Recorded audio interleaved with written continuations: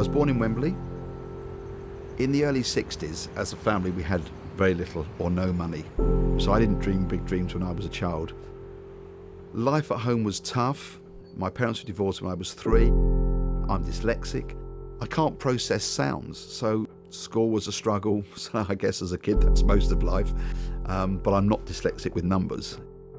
Numbers were really clear. Starting with no cash at all, money was everything to me. When we started the business in 1981, I had no idea about the toy industry. A toy shop came on the market in Amersham. We managed to convince the bank that we were a good bet. Gary has always been well known for being very enthusiastic, driven, I guess, to succeed. Success was a main goal. Making money, bigger and better things was really the only objective in being in business. So in 10 years we had 3 shops, and now 35 years later we have 120 stores and several franchisees around the world. So in the first 10 years of being in business, I'm not sure we had too many company values. I think it was all about making money.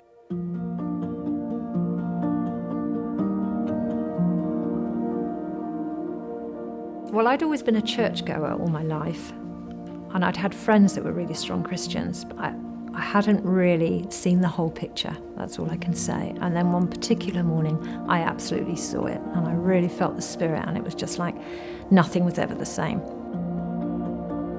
For about 3 years, I was an extremely antagonistic, non-Christian husband. I didn't mind her believing what she wanted to believe, but I felt we were living in a modern world and life is all about business, making money, and actually this old-fashioned mindset was a bit like a history lesson, and it was irrelevant. So my prayer for Gary was that he would find the Lord, but never in a million years did I believe he actually would. Just as we were about to open our 3rd shop, Cath had bought me a ticket for a Christian men's breakfast at her church. And I went along, and the speaker at this men's breakfast was just talking about a relationship that he had with Jesus and how the Holy Spirit can influence our life, guide us, can turn situations around. And I sat there with disbelief thinking, if any of this is true, there must be something in this. As I say, I was 33, I'd never been to church by myself before ever, and I'm at the back thinking I'm quite successful, in a big house, a couple of Mercedes cars, in the back of church crying. And that was a turning point. I mean, it's like, what on earth had happened? And God just got me.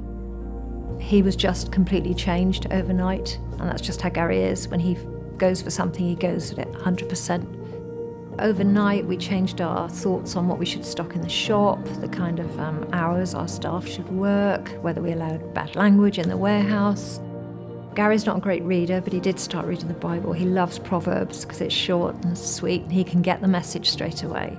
And he also had the benefit of some really good Christian men alongside him that had known him for years and were just really excited to see the change in him. When I became a Christian in 1991, we had to look at this whole area of company values. How are we going to treat our customers, our suppliers, and our staff differently? And how could I put into play on an everyday basis what I now believed? It completely changed the way I approached business.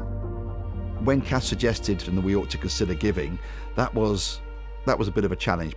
He was like, it's my money, I've earned it, we're building a business, don't see why I should give it to the church. As a person who grew up with nothing, the concept of giving money away, that wasn't on my radar. The thing is about money, it's probably the one thing that we might want to hold on to the most. And when we can trust God and we can start to see the joy and the difference that money can make, actually once you start, you just keep going. It's almost as though life opened up. It just became so much more exciting. I knew that generosity was part of my spiritual journey. Because I think the company values and the company culture mirror the Grant family's own personal values, generosity has played such an important part in how the business operates on a day-to-day basis. We want to be really intentional about our charitable giving. And when our company budget is put together every year, we have an expense line called donations, but it's a built-in cost. Rent, rates, labour, they're built-in costs, so are donations and charitable giving. I felt that it was important for me to try and facilitate wider generosity, and we introduced about 5 years ago payroll giving. Payroll giving is a way for the staff in the business to give money to charity through their monthly wage packet, and maybe this is the first time they've ever given to a charity on a regular basis. I wanted to encourage my staff to be generous, so I made a decision that we would match their monthly donation to a charity that they chose. And today, 45% of the entertainers' staff give monthly to a charity of their choice. I think the business is a great opportunity to show generosity, and I think if people see it, they can see that it's actually quite easy to do, and once you encourage people to get on that journey, then they want to join in and they want to do it. Would you like to donate 40p to Great Ormond Street Hospital? It's green for yes, red for no. One of the most exciting things we've launched at The Entertainer is Pennies. Pennies is an amazing charity that we run in store. Basically, customers come into the store, they make a purchase. If they are using credit cards, we offer them the option to round up to the nearest pound. That money actually then gets donated to, for us it's Great Ormond Street Children's Hospital, something set up that's so easy. They just have to hit one button and that's it. They then become part of generosity. The average donation over the last 4.5 years we've been running Pennies in the stores is 39p, but it's added up to an unbelievable £1.2 million. And the most amazing thing is, customers in the shop compliment us for doing it, and yet we're taking their money off them. It is amazing. When I look back at my legacy, will I be more proud of the business that we've built, the money that we've made, or the people's lives in which we've been able to impact?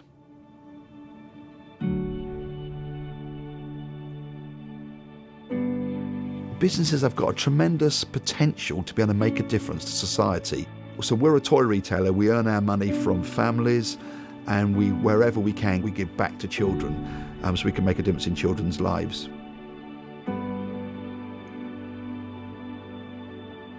We had a dream to help families that were struggling and families that have fallen off the bottom rung of the ladder of hope. Restore Hope Latimer has enabled us to put our dream into action. Restore Hope Latimer is a Christian charity that was set up in 2002 by the trustees, Cathy and Gary Grant and a number of others, really with the purpose of reaching and meeting the needs of young people, children and families through the use of the land here. Most of them have got different issues and different needs in their lives. Some of them have come from very disadvantaged backgrounds. Many of them are in families that are really struggling with relationships. So it just really helps them coming down here, get them connected in, find their purpose and realise what real life is all about. Gary and I ourselves struggled when we were little, different reasons, circumstances were different, but in the end we were the bottom of the picking pile.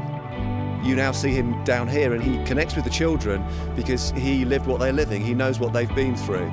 And I think with Gary, as he's given into the charity and given into his business and given into relationships, there's a deep pleasure in giving.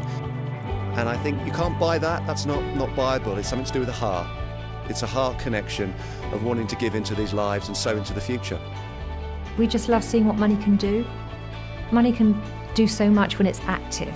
It's not active in the bank, is it? It's not active in a new car or a house. It's active when you're out there, changing someone's day, changing someone's life, giving someone an ambition for their future they've never glimpsed before. I think Gary believes now that you can't outgive God.